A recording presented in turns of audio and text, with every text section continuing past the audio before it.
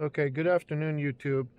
Today I would like to make this video whilst I drive to address a couple of the questions that I had from the previous video, and I felt that it should be addressed. So the viewer's question was, why should you buy a Mitsubishi Eclipse, and should you? And I hope that you find the audio of good quality and that you can hear me. So I will just get into it now. The reason I love this car is because it has proven to be extremely reliable. And I've done some modifications to it, as you can see, and I have to say, it's the first car I've ever owned which has accepted the modifications so well, I might say, and has given me free time and money to not have to repair things all the time.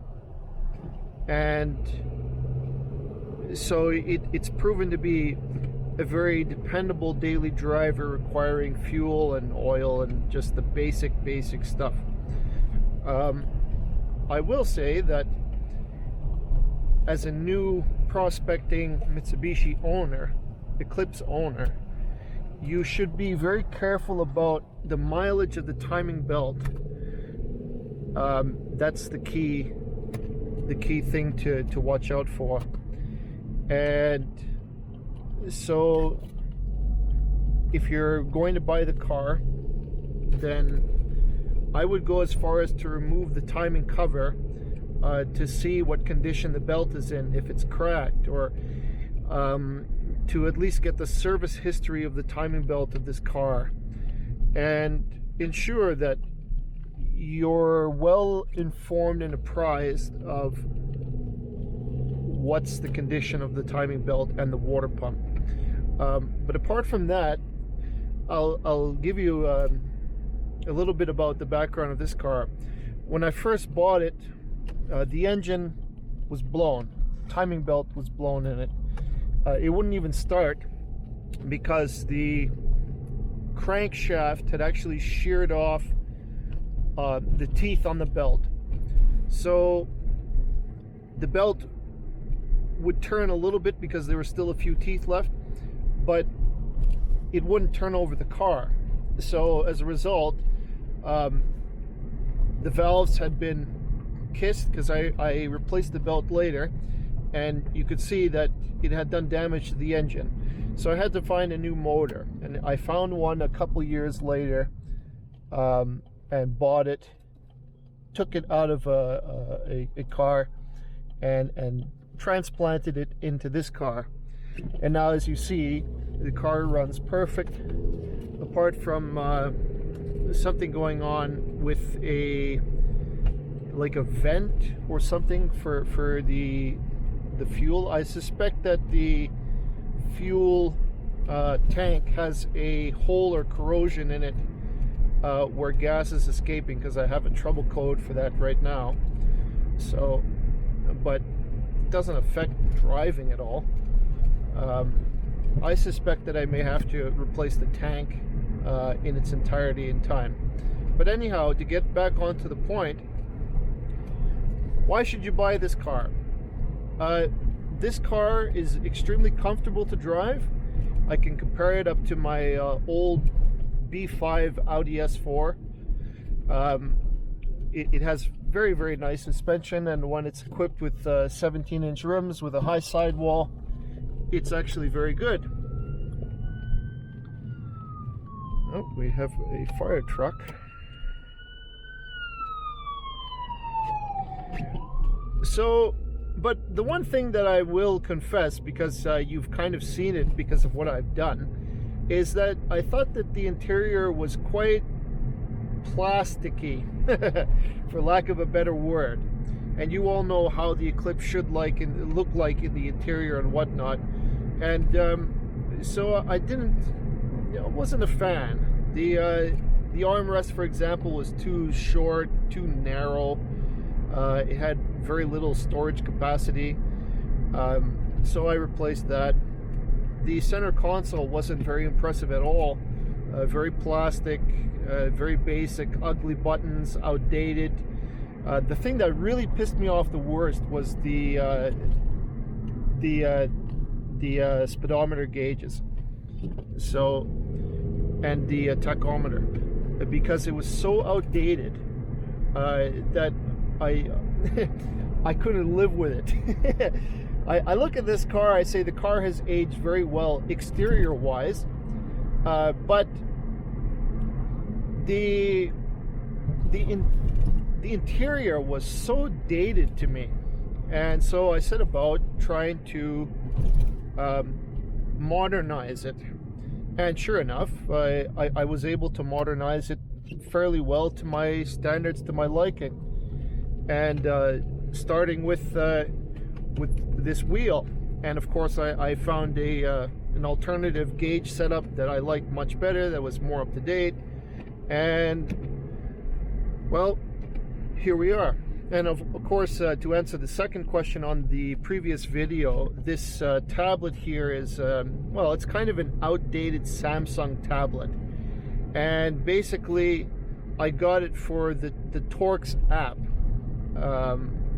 So I don't have my reader plugged in right now, but I can show you probably in a little bit when I park, that even though this tablet is extremely outdated, it can read the telemetry of the car, essentially. And I have it set up, well, just as you see there. And that's basically its only function. When I'm driving without it, then, you know, it's aesthetically pleasing and it's a big screen, so that's nice. But the tablet is pretty much useless. I have never purchased yet an Android device that I actually liked. Oh, that's nice, Aston Martin. And maybe it's just my luck, I don't know. But every single one of them seems to be very incompetent in terms of battery life and overall functionality. So it's been quite a disappointment for me. I'm sure that I'll get hecked from somebody somewhere for saying that, but that's irrelevant. So to explain to my viewer that asked the question, the tablet, overall the tablet functions exactly as you see now. It's just something nice for me to make the dash look a little bit more modern and up to date, and to be aesthetically pleasing. And occasionally, if I want to get the telemetry and the readouts of all the vehicle, you know, of what's happening in real time, I can get it here. Not at the moment because I don't have it plugged in.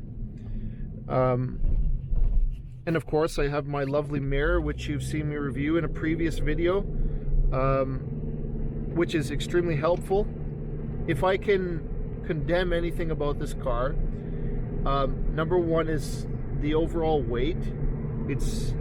I would invest in carbon fiber parts for this car, because weight reduction is a necessity. And also the lack of view. As a driver, you kind of want to be able to see everything as well as you can. This car is lacking in, not lacking, it has a lot of blind spots. This thick A-pillar right here, the one in the back, the big blind spot, you can see that the mirrors are in the wrong place, essentially. They're like a little bit back. It makes for driving very interesting, because if you're not paying attention, you can be actually blinded by this space right here. And I know it doesn't seem like it, but it is a massive blind spot for me. And I will tell you that a few times I've been caught off guard with a vehicle approaching in the periphery, and they show up, and I'm actually in shock when I see them, because I didn't see them at all. But no, that shouldn't take away from your desire to buy it. it is a very reliable and loyal vehicle, I might say. It's very reliable. I've never owned a car that you know, it leaves you free to modify as much as you like, because you have extra money that you don't have to spend on it. I change the oil on time. I give it nice premium fuel once in a while, you know, to clean up a little bit of the carbon inside. But, you know, of course I run it on regular as much as possible. It's just a nice overall daily driver. And I will say this for it, it's like kind of like an exotic, I might say, from the exterior point of view, because the car is a little bit rare. It's not common to see these on the road, and if you see them from a distance, you can mistake them from another for another vehicle. They have a very wide stance, and they're very attractive on the exterior. I have to tell you, I had a chance to buy the 2003 model Eclipse, and this one, and of course I chose this one because when I first saw it at the auto show in that beautiful orange, the concept car, I really liked it. I would be lying if I said I didn't like it. I liked it very much, and the inspiration comes from the second gen Eclipse, of course, and they were trying to rekindle some of that magic from the second gen. And I think the reason they failed is because the engine of this car should never have been the 4G69. It should have been the stock GT motor, which is a 6G75, because the car does need the power. With a 4G69, it's a little bit lacking in power, but nonetheless, the 4G69 should be praised and commended for its reliability. It's a good, solid engine, and it will get you wherever you need to go. But they don't call them slow 4Gs for nothing. It's because they are downright slow. I have never driven the GT model. I own a GT, but I haven't got it running yet. But I presume that because it has like 260 horsepower, that it's much faster than this car. So I look forward to seeing what the performance is like in that car. But would I recommend the car for you to buy? Yes. And with a few of the little upgrades that I've shown you here, and I will show you later, you can actually modernize the interior quite a bit, and the exterior is well dated. It's really stayed with the times, so it's not outdated as of yet.